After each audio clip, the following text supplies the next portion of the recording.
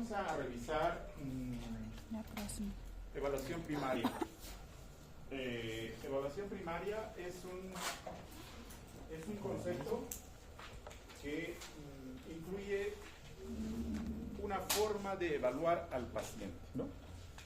De hecho, es lo más importante, es la columna vertebral de todas las urgencias y emergencias médicas. Si ustedes manejan adecuadamente o saben hacer una evaluación primaria correctamente, créanme que pueden no resolver, sino enfrentar o abordar cualquier emergencia, ¿no? Entonces, por eso es importante este tema, por eso es relevante este tema, que básicamente es lo que hacemos cuando llega un paciente a emergencias. ¿Qué es lo primero que hacemos o qué es lo que debemos hacer cuando llega un paciente a emergencias? Pues lo que debemos hacer es evaluación primaria. Estamos hablando del paciente grave, estamos hablando del paciente que está realmente muy mal. Ahí hacemos evaluación primaria, ¿no? El concepto de evaluación primaria no es solo un concepto teórico, sino también incluso puede llegar a ser un poquito, cambiarles un poquito el paradigma que habitualmente ustedes les han enseñado, ¿no? Por ejemplo, para que ustedes lleguen a un diagnóstico, durante todos estos 5 años les han enseñado una metodología para llegar a un diagnóstico, ¿verdad? ¿Cómo es esa metodología? La metodología incluye, ¿cómo llegan a un diagnóstico? Incluye anamnesis. Tenemos que interrogar al paciente y eso incluye antecedentes, incluye varias cosas, ¿no? Luego de eso, ¿qué viene? Examen físico general. Luego del examen físico general, examen físico segmentario. Luego de eso, quizás algún laboratorio y quizás algún estudio de imagen, y con eso llegan a un diagnóstico. Una vez que llegan a un diagnóstico, tienen que hacer un tratamiento. Esa es la forma clásica, esa es la forma que utiliza la medicina para poder llegar a un... Sí, pasa más. Para poder llegar a un diagnóstico. Ahora, pues todo lo que han aprendido no es aplicable para una emergencia verdadera, ¿no? Porque solo imagínense que llegue un paciente que se está infartando, está con un dolor de pecho, está transpirando, está con un dolor muy intenso. En ese momento será relevante preguntarle al paciente si tiene mascotas, si su casa está pintada, si su casa está bien hecha, si tiene servicios básicos. Pues como que no tiene mucho sentido, ¿verdad? Por eso se ha diseñado esto, que es justamente otra forma de poder enfrentarnos al paciente que está grave, ¿no? Entonces, a ese paciente que se está infartando, lo que vamos a hacer es evaluación primaria, ¿ok? Entonces, la evaluación primaria se utiliza en todos los pacientes que están muy enfermos. Vamos a conocer el concepto, vamos a aplicar según corresponda. La evaluación primaria es dinámica, es flexible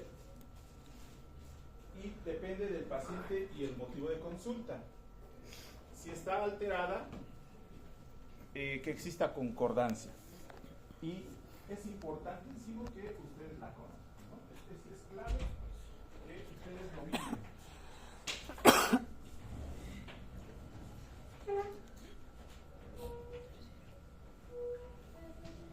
Sí, pasa. Bien, bueno, eso es básicamente lo que vamos a ver. Ahí, así. Estoy seguro que ustedes han escuchado evaluación primaria, han manejado evaluación primaria, pero ahora vamos a reforzar ese conocimiento. Esto es lo que vamos a ver. ¿Qué es la evaluación primaria? ¿Por qué es importante hacerla? ¿Qué hay que hacer con la evaluación primaria? Algunos ejemplos y vamos a ver conclusiones. Bien, empecemos definiendo qué es evaluación primaria. Evaluación primaria es la primera cuestión o el primer enfrentamiento que ustedes van a hacer. Es la primera tarea que tienen que hacer cuando su paciente, solo imagínense que están en emergencias y por la puerta entra unos paramédicos trayendo a un paciente que está muy mal en una camilla. Entran rápido, apurados, porque está muy mal ese paciente. Entonces, ¿qué es lo que tienen que hacer ustedes? Esto, evaluación primaria. Esto es lo que tienen que hacer, ¿no? Está ampliamente difundido en cursos de soporte vital. Existen varios cursos. Han debido escuchar el ATLS, el ACLS, el BLS, que son cursos enfocados a urgencias, por ejemplo, este es de trauma, este es del corazón, etcétera, etcétera. Y es el propósito de la especialidad de medicina de emergencias.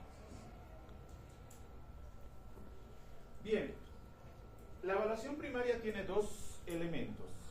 Un elemento subjetivo, que lo podemos llamar el ojo clínico, que está relacionado con la experiencia, ¿no? Y un elemento objetivo, que ahorita vamos a ver. El elemento subjetivo es más o menos ver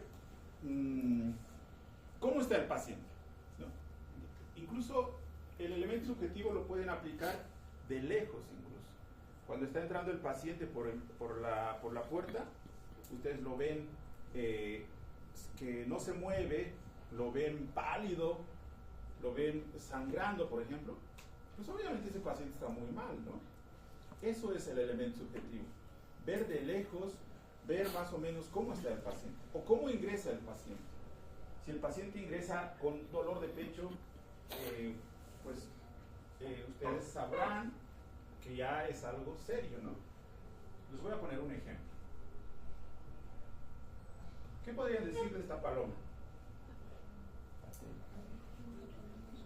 Sin siquiera acercarse a la paloma, sin siquiera tocarla, ustedes ya se dan cuenta que está muy mal o está muerta, ¿no? Parece muerta en realidad, ¿no? Es eso el elemento subjetivo, que de lejos ustedes con la primera impresión se dan cuenta cómo está el paciente. Y muchos pacientes se ven así, mal, así de mal, ¿no? Que no se van a mover o están muy mal. Entonces, si ustedes ven un paciente así, está muy mal y tienen que actuar inmediatamente. Y los elementos objetivos ya incluye, pues, a tocar al paciente, a auscultar al paciente, palpar al paciente, percutir al paciente. ¿Ok? Esos 4 elementos que ustedes dominan: inspección, palpación, percusión y auscultación. Pero de una forma simple y ordenada, como lo vamos a ver ahora. Lo vamos a hacer simple.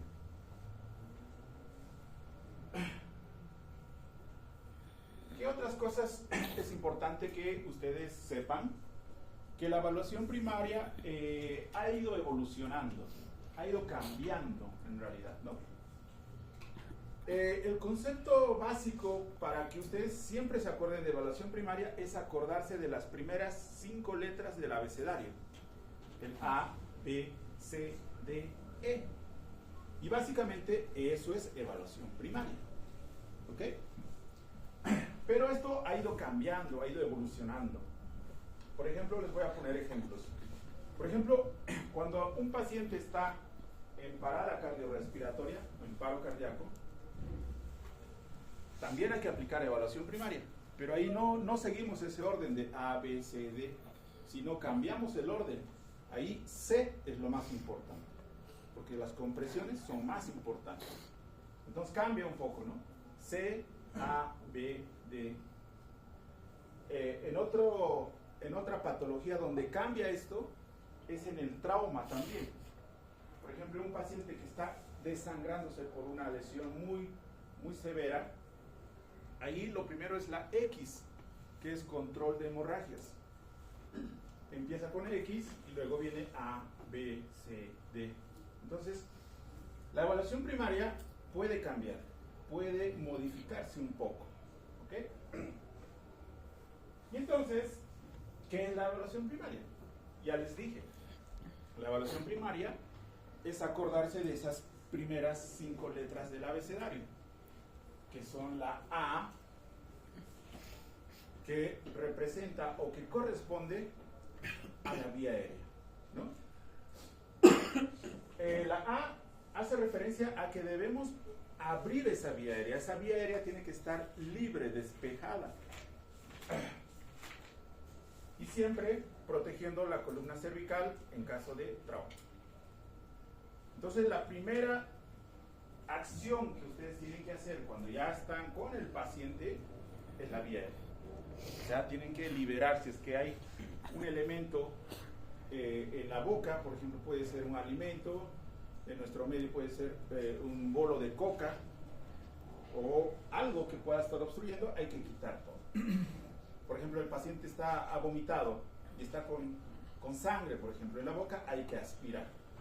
O sea, esta vía aérea tiene que estar libre y abierta. ¿Ok? Eso es lo primero. Luego, nos vamos al segundo elemento. El segundo elemento es la B, que viene del inglés breathing, que significa respiración. Y la B hace referencia a el aparato respiratorio. Ahí sí o sí tienen que hacer los 4 elementos. Tienen que inspeccionar, tienen que palpar el tórax, tienen que auscultar y tienen que percutir, ¿no? Eso es una forma de evaluar la respiración.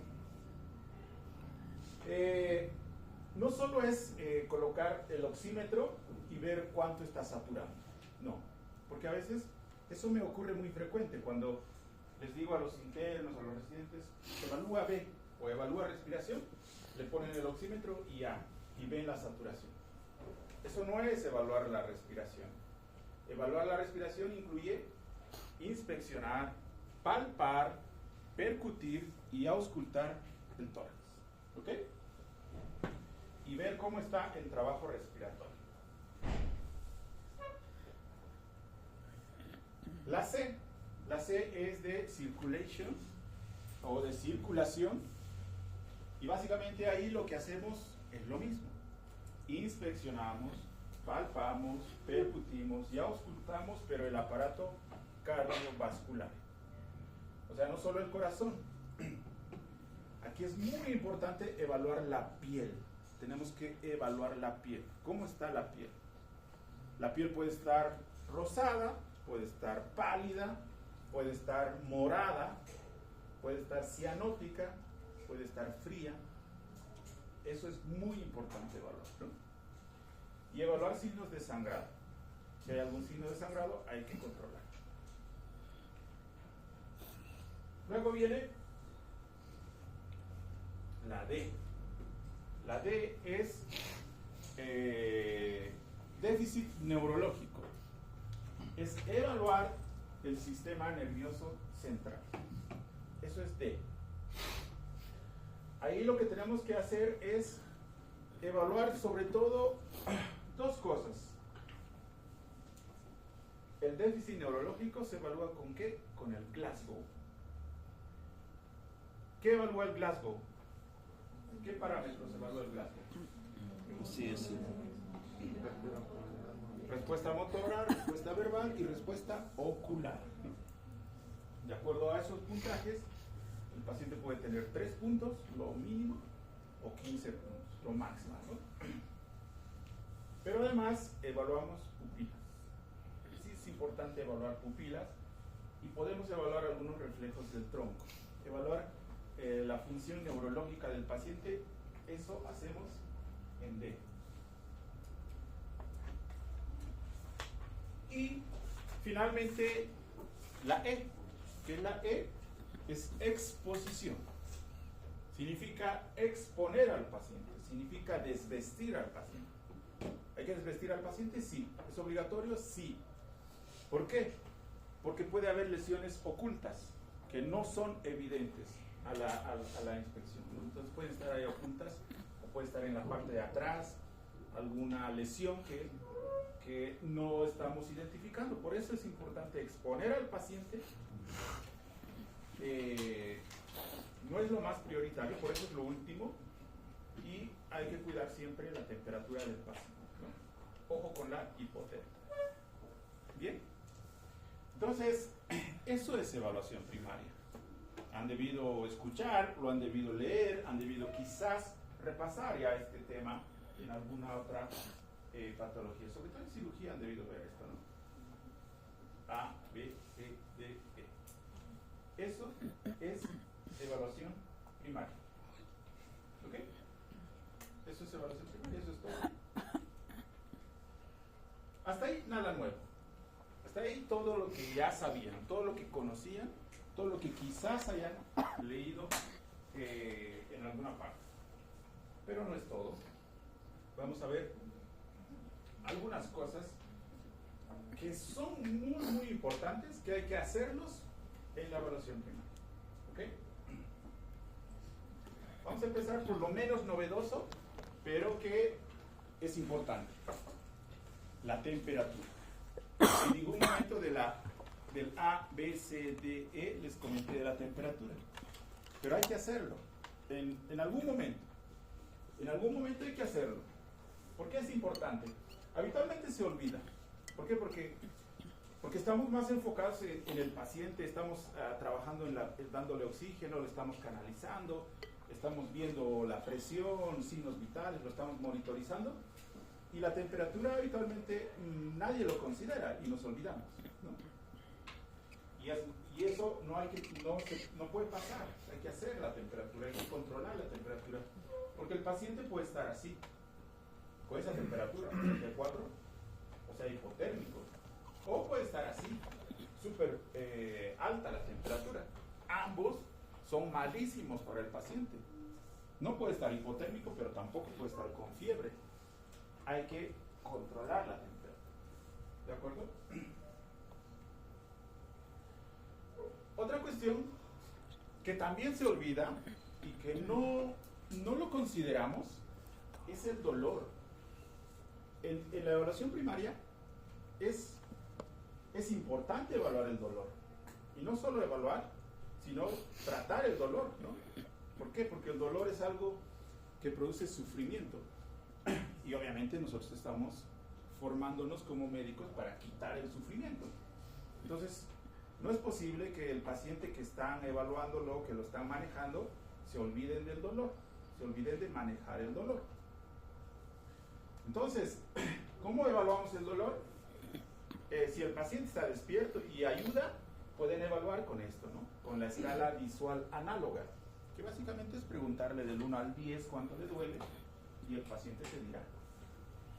Pero, ¿y si está inconsciente? O si está si ya lo han traído intubado, por ejemplo, lo han intubado en otro hospital y te llevan al paciente, no puede hablar el paciente. ¿Se podrá evaluar el dolor en un paciente que no puede hablar? No. Sí se puede evaluar. ¿Cómo? Con la fases, la expresión de dolor, con los signos vitales. A veces está taquicárdico, la presión se va a subir. Y muchas veces te gatilla conductas. A veces el paciente está súper taquicárdico, súper hipertenso, y tú estás pensando que es un problema de una arritmia cardíaca, estás pensando una crisis hipertensiva, cuando lo único que tiene el paciente es dolor. Y a veces controlas el dolor y baja todos los signos que estaban alterados, ¿no? Y este es un error muy frecuente, sobre todo en el dolor abdominal. Estoy seguro que los cirujanos les han dicho. No hay que administrar analgésicos a un dolor abdominal. ¿Les han dicho? Sí. ¿O han escuchado? Sí. Eso es un mito, eso es una falacia, ¿no? Si hay alguien que les dice eso, está muy desactualizado ese médico, ¿okay? El dolor abdominal no se modifica con el analgésico. Incluso en la apendicitis. Hay estudios, hay evidencia que ha demostrado eso, ¿no?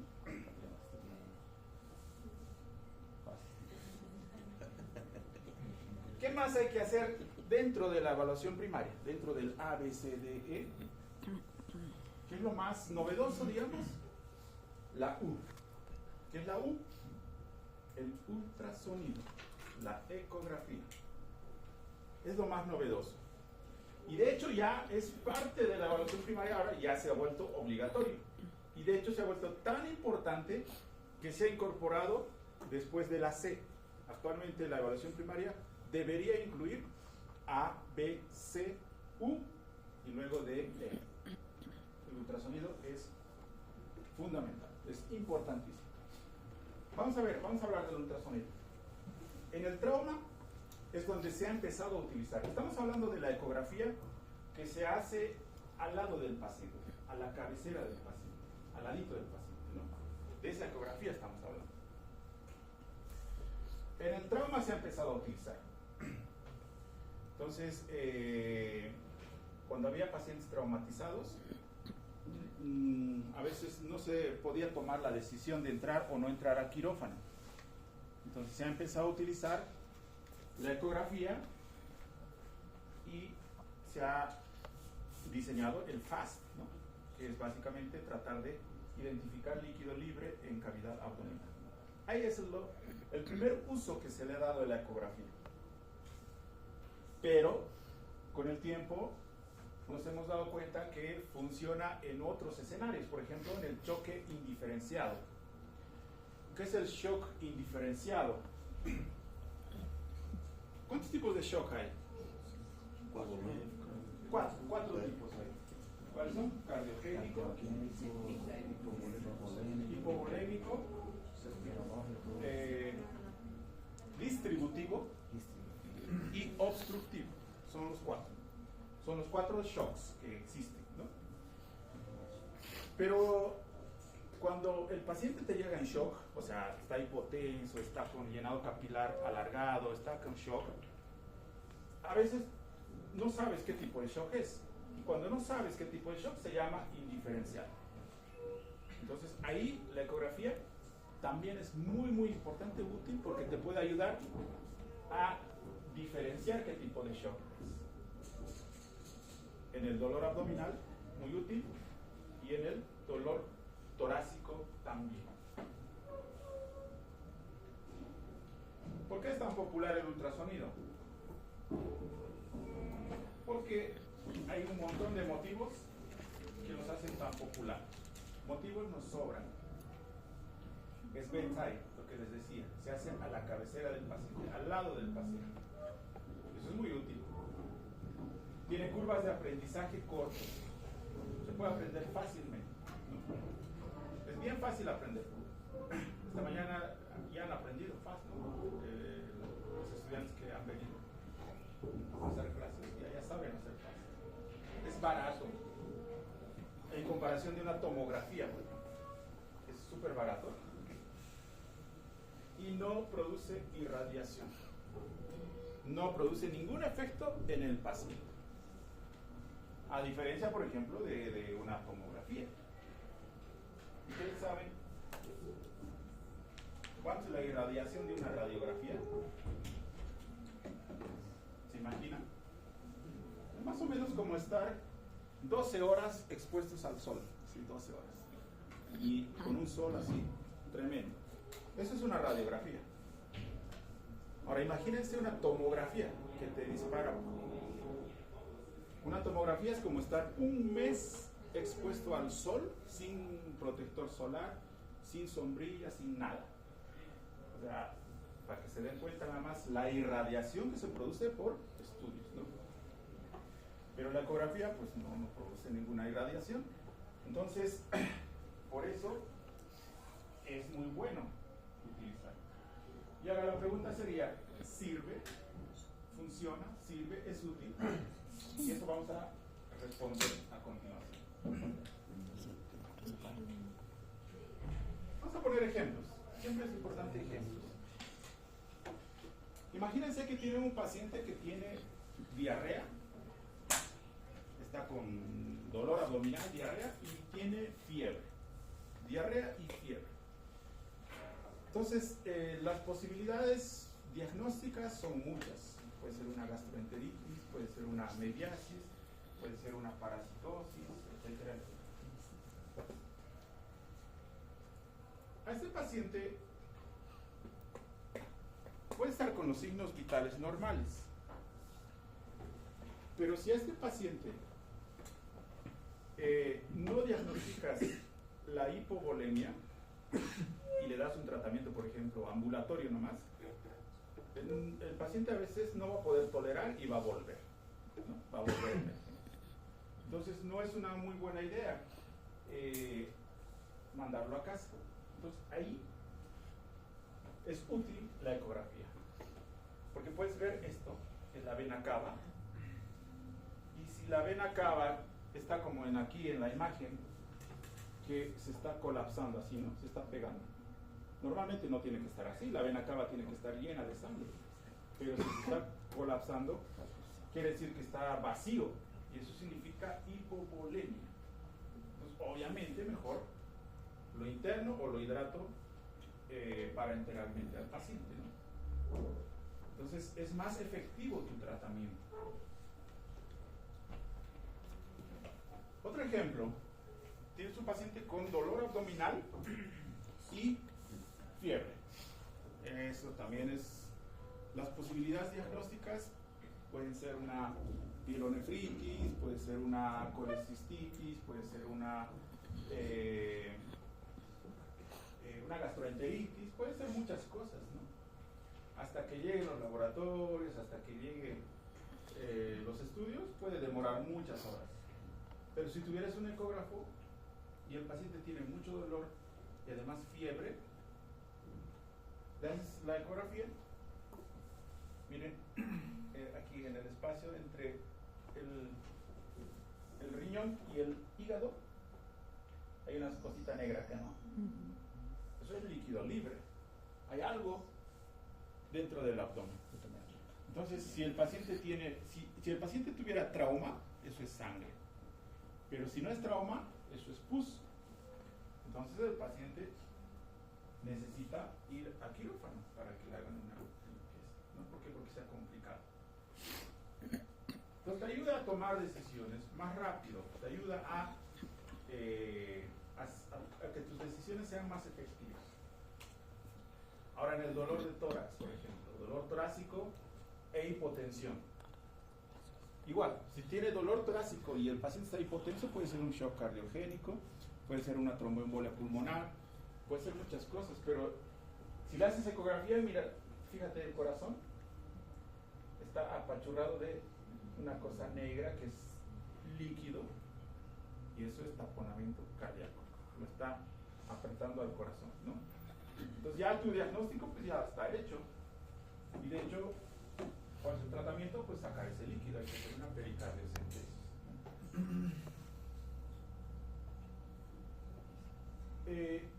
Si el paciente tiene dificultad para respirar, siempre el problema o la interrogante que surge cuando hay un paciente con dificultad para respirar, siempre va a ser, ¿será un problema cardíaco o será un problema pulmonar? Entonces la ecografía te ayuda a dilucidar rápidamente eso. Fíjate, este es un pulmón que tiene varias rayitas hacia abajo, ¿no? Si se dan cuenta, sí. Esas son líneas B del pulmón. No tiene que haber eso. Entonces esto quiere decir que el pulmón de este paciente está afectado, que puede ser una neumonía, edema agudo de pulmón o algo, pero te ayuda a tomar un camino, a redireccionar tu análisis clínico y te ayuda a tomar decisiones mejores. Entonces la respuesta corta, que si el ultrasonido sirve, pues la respuesta es sí, sirve, ¿no? Pero es importante conocer las ventanas, hay que saber dónde hay que hacer, hay que saber qué es normal, hay que saber hacer. Y nosotros lo que pretendemos cuando utilizamos la ecografía no es que vamos a reemplazar al ecografista, no. Lo que queremos no es hacer ecografías y medir bien con milímetros, medir los volúmenes, no. Lo que hacemos solamente es entender qué está pasando con el paciente, entender la fisiopatología. y no la anatomía, ¿no? Para eso utilizamos la ecografía a la cabecera del paciente. Y hay que conocer los protocolos. Es importante conocer los protocolos.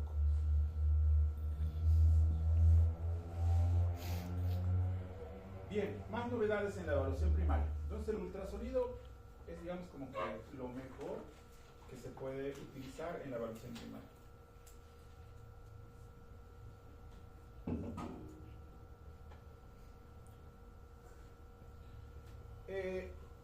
La evaluación primaria también puede modificarse dependiendo de la edad del paciente. No es lo mismo atender a un paciente niño que a un anciano. Para un recién nacido, para un lactante, una frecuencia cardíaca de 110, por ejemplo, ¿qué les parece una frecuencia cardíaca de 110? Normal, ¿no? Pero para un viejito, 110 puede ser muy mala, ¿no? Entonces, edades extremas hay que considerar bien en pacientes inmunosuprimidos que están utilizando corticoides, que son VIHs, o que tienen alguna inmunosupresión, que también puede variar mucho los signos vitales y hay que considerarlos. Y en pacientes que no se pueden comunicar fácilmente, por ejemplo, pacientes con déficit cognoscitivo, ¿no? A veces no vas a poder hacer una evaluación primaria adecuada en esos pacientes. La otra cuestión es siempre enfocarse en el motivo de consulta. ¿Por qué el paciente ha ido a emergencias? Siempre hay que enfocarse en el motivo de consulta. ¿Y qué motivos de consulta son los más frecuentes, digamos?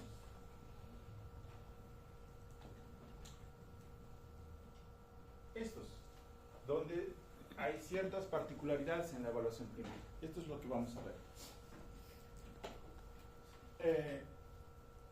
Pero no son los más frecuentes. ¿Ustedes cuál creen que sea el principal motivo de consulta en todas las salas de emergencia de todo el mundo? Fiebre. Dolor, dicen. El dolor abdominal es el motivo más frecuente en todo el mundo. Bien, pero también puede venir el paciente por esto: compromiso de la conciencia, dolor torácico, fiebre o síndrome. Y vamos a ver algunas particularidades de estos motivos de consulta.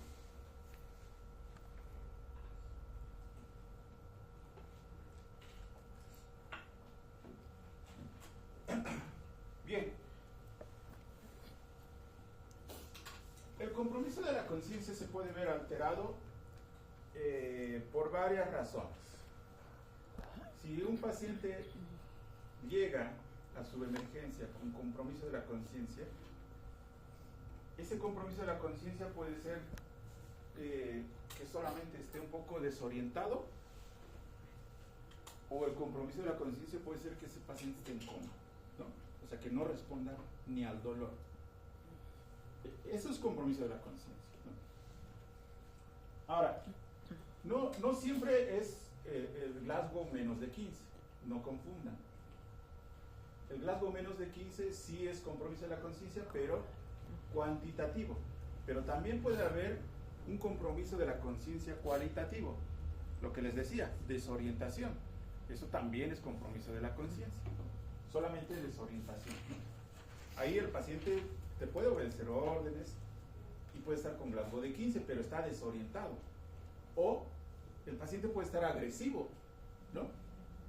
O puede estar muy lábil, muy lloroso, digamos. O puede estar inatento.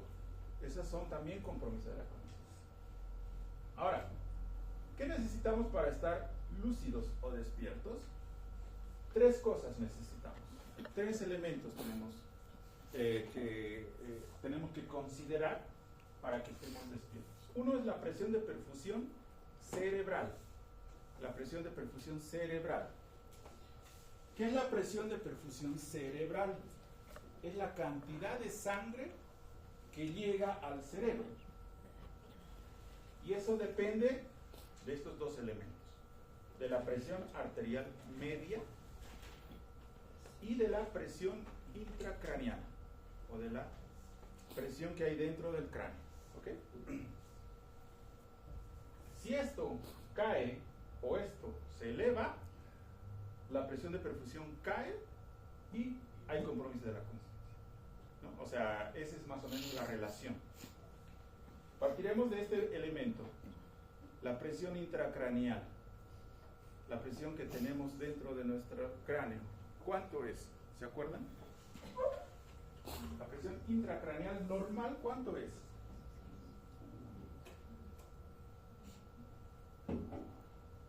Menos de 20 milímetros de mercurio. Menos de 20. Si esto se eleva, va a haber compromiso de la conciencia. Y la otra es la presión arterial media. ¿Cómo se calcula la presión arterial media? Una sistólica, dos diastólicas entre 3, ¿no? Si la presión arterial media cae, también va a haber compromiso de la conciencia. Entonces, esas dos cosas tienen que evaluar rápidamente. Cuando llegue un paciente en coma, por ejemplo, les llega un paciente en coma, tienen que evaluar, ¿no?, el compromiso de la conciencia. Entonces, recuérdense de esta diapositiva. Piensen en la presión. Entonces, ¿qué tienen que evaluar? Presión arterial. Si está bajita, entonces, esa es la causa. Entonces, tienen que subir la presión como sea. Y lo otro es la presión intracraneal. ¿Y cómo van a medir la presión intracraneal? Tendrían que poner un catéter, ¿no?, dentro de la cabeza. Eso se hace en terapia intensiva. Pero hay otra forma. Ahí otra vez entra el ultrasonido. Con el ultrasonido, ustedes pueden medir el nervio óptico. Y si el nervio óptico está aumentado, hay presión intracraneana elevada. Entonces esa es la forma. ¿Ok? Pero no es la única causa por la que se altera la conciencia. La corteza tiene que estar indemne. O sea, el cerebro tiene que estar normal. Si el cerebro está dañado por algún traumatismo, por algún tumor, por algo, igual va a haber compromiso de la conciencia. Es lo segundo en que tienen que pensar, ¿no? Y lo tercero que tienen que pensar es el combustible que necesita el cerebro para estar consciente. ¿Y cuál es el combustible? Glucosa, oxígeno, el transportador de oxígeno, que es la hemoglobina. Si es uno de estos tres combustibles está bajo, también va a haber compromiso de la conciencia. Por eso, aparte de medir la presión y aparte de evaluar esto, tienen que evaluar la glucosa, y eso se evalúa rápidamente. Tienen que hacer una glicemia capilar. ¿Cuántas veces hemos tenido pacientes que han llegado en coma y a veces hasta lo intuban, lo mandan a tomografía y todo, y resulta que solo había tenido hipoglicemia, ¿no? Y el paciente ya está en terapia intensiva y lo único que tenía era hipoglicemia. Entonces, no cometan ese error, no hagan ese ridículo, digamos, ¿no? Tomen la glicemia capilar. Vean la oxigenación. Hay muchos pacientes que el oxígeno puede estar bien bajito y eso puede estar ocasionando la alteración de la conciencia. Y evalúen la hemoglobina. A veces los pacientes súper anémicos también tienen tienen alteración de la conciencia. Entonces, eso es lo que tienen que evaluar en un paciente que tiene compromiso de la conciencia. Por lo tanto, siempre debe incluir su evaluación: glicemia capilar, electrocardiograma y algún laboratorio que te indique la hemoglobina, ¿no? Dolor torácico, otro motivo de consulta que habitualmente es frecuente. Cuando hay un paciente con dolor torácico, aparte de la evaluación primaria que se tiene que hacer, el electrocardiograma es obligatorio y tienen que hacerlo lo más rápido posible. En menos de 10 minutos tiene que estar tomado el electrocardiograma e interpretado. O sea, no solo es tomar, también hay que interpretarlo rápidamente. Y aparte del electro, el ultrasonido. también es importante y útil en el dolor torácico.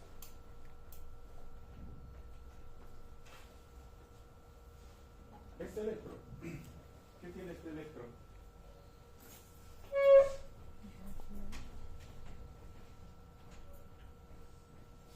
Tú ya sabes evaluar electros. ¿Qué tiene? Diles qué tiene, de forma ordenada. ¿Dónde está tu compañera? Ah, tú también. No me van a quedar en mal. ¿Qué les llama la atención, pero? El segmento ST. El segmento ST está elevado. ¿Y eso qué es entonces? Impacto. Ya está. Ya está el diagnóstico. Entonces ya, obviamente, el tratamiento ya tiene que hacerlo. Entonces, eso es. Y el ultrasonido, les había dicho, ¿no? En el dolor torácico. ¿Por qué? Porque el paciente con dolor torácico puede tener derrame pericárdico, puede tener tromboembolia pulmonar, puede tener neumotórax y puede tener isquemia del corazón. Y estas cosas matan. Y esas cosas matan rápido. Un taponamiento cardíaco, si no lo sacas ese líquido alrededor del corazón, se muere. Un TEP, si no tromboliza rápido, se puede morir. Un neumotórax, atención. Si no descomprimes, se muere el paciente. Y la isquemia, lo mismo. Entonces, no podemos perder tiempo. Por eso el ultrasonido ahí sí es útil. Y cuando veamos los temas, vamos a hablar un poquito con el detalle del ultrasonido. Pero lo básico que tienen que saber es que, nuevamente, no es el objetivo tratar de convertirse en imagenólogos donde tengamos que ver todos los detalles. No. Nosotros solamente hacemos respuestas dicotómicas, sí y no. O sea, ¿tiene líquido o no tiene líquido? ¿Se mueve o no se mueve? ¿Hay movilidad o no hay movilidad? Esas cosas son las que evaluamos. ¿El gasto cardíaco está alto o está normal? Esas cosas son las que nos van a ayudar a mejorar. Ejemplo, ahí está, corazón. Fíjense que tiene alrededor del corazón una cosa negra. Esa cosa negra es líquido, es una mezcla de líquido. Dolor torácico, le hacen ecografía. El corazón apenas se está moviendo, ¿no? Se está moviendo muy flojamente. Y eso es isquemia. Cuando el corazón tiene infarto o algo, pues deja de moverse el corazón. Dolor torácico, le haces una ecografía pulmonar y el pulmón no se mueve, está medio quieto. Cuando no se mueve es neumotórax, ¿no? Entonces te ayuda y es muy útil. ¿Okay? Un motivo de consulta que no tienen que subestimar es la fiebre. La fiebre puede ser el único síntoma de meningitis, por ejemplo, o de sepsis. Y ambas son emergencias donde sí o sí tienes que diagnosticar rápidamente y dar tratamiento rápidamente, ¿no? Entonces sí o sí tienes que pensar en sepsis, tienes que buscar el foco y tienes que no subestimar a un paciente que tenga fiebre.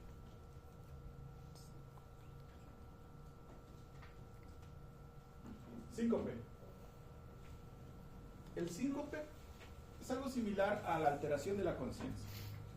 El síncope es cuando alguien pierde la conciencia temporalmente, pero retorna la conciencia.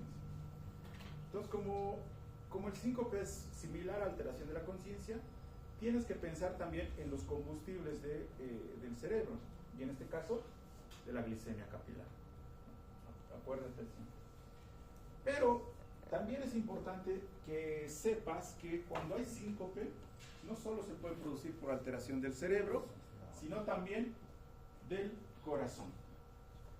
Por lo tanto, aparte de eso, sí o sí tenemos que hacer un electrocardiograma en el síncope, sí o sí. Porque el paciente puede tener todo esto. Y algunos de ellos son peligrosos, ¿no? Puede tener isquemia, puede tener arritmias, puede tener un síndrome de QT largo, eso es muy peligroso.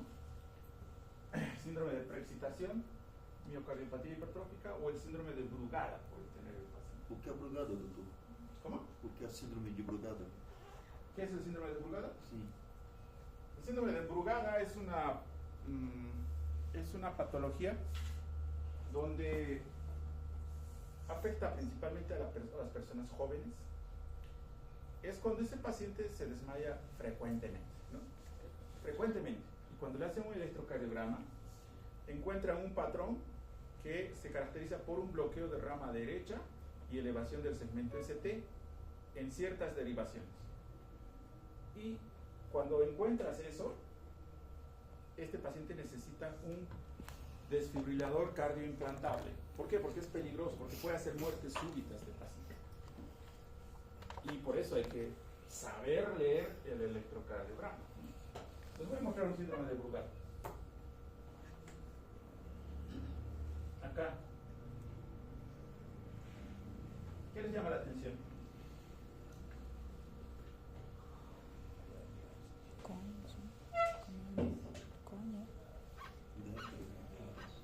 El PR. ¿Cuánto tiene que ser el PR normal? 0,12 a 0,20, ¿no? Está menos de 0,12. Está con apenas 2 cuadraditos. Y ese es un síndrome de preexcitación. El síndrome de preexcitación produce arritmias, taquicardias a veces en el paciente, y eso puede hacerle desmayar al paciente.